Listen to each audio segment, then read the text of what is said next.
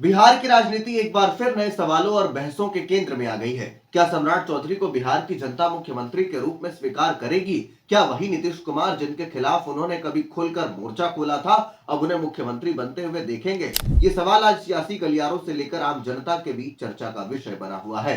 सम्राट चौधरी ने खुद को एक आक्रामक और मुखर नेता के रूप में स्थापित किया है। उन्होंने नीतीश कुमार के खिलाफ न केवल राजनीतिक विरोध जताया, बल्कि एक समय तो उन्होंने यह तक कसम खाई थी कि जब तक नीतीश कुमार सत्ता से बाहर नहीं हो जाते, तब तक वह अपने सिर पर मुरेठा बांधे रखेंगे।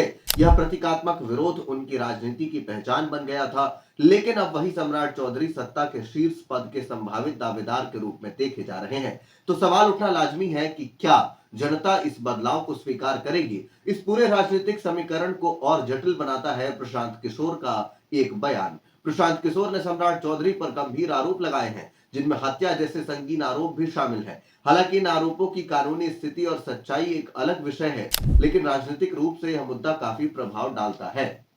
बिहार की जनता ऐसे आरोपों को नजरअंदाज करेगी या इसे एक बड़ा मुद्दा बनाएगी, यह आने वाले समय में स्पष्ट होगा। इसके अलावा सम्राट चौधरी की प्रशासनिक क्षमता को लेकर भी सवाल उठ रहे हैं। विपक्षी दल और आलोचक यह तर्क दे रहे हैं कि जो नेता ठीक से शपथ पत्र यानी एफिडेविट तक नहीं पढ़ सकता, वह राज्य जैसे बड़े प्रशासनिक ढांचे को कैसे संभालेगा। हालांकि समर्थकों का कहना है कि नेतृत्व केवल तकनीकी दक्षता से नहीं, बल्कि निर्णय क्षमता और जन समर्थन से तय होता है। यह भी एक बड़ा सवाल है कि क्या भारतीय जनता पार्टी के पास बिहार में कोई और मजबूत चेहरा नहीं है? बीजेपी ने पिछले कुछ वर्षों में सम्राट चौधरी को तेजी से आगे बढ़ाया है और उन्हें प्रदेश अध्यक्ष जैसी महत्वपूर्ण जिम्मेदारी भी सौंपी है। इससे यह संकेत मिलता है कि पार्टी उन्हें भविष्य के बड़े नेता के रूप में देख रही है। लेकिन बिहार की राजनीति जातीय समीकरणों, विकास के मुद्दों और नेतृत्व की विश्वसनीयता पर आधारित रही है, जहां हर चेहरा आसानी से स्वीकार नहीं किया जाता।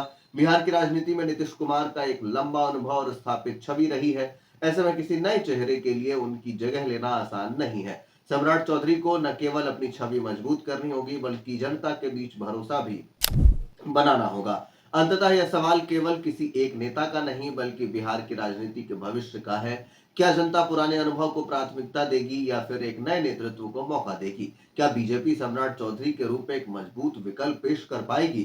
इन सभी सवालों के जवाब आने वाले दिनों और जनता के फैसले में छिपे हैं। फिलहाल इतना तय है कि बिहार की राजनीति आने वाले दिनों में और भी दिलचस्प मोड़ लेने वाली है। इस पूरे विषय को लेकर आप क्या कुछ सोचते हैं? कमेंट बॉक्स में हमें अपनी राय लिखकर जरूर दें।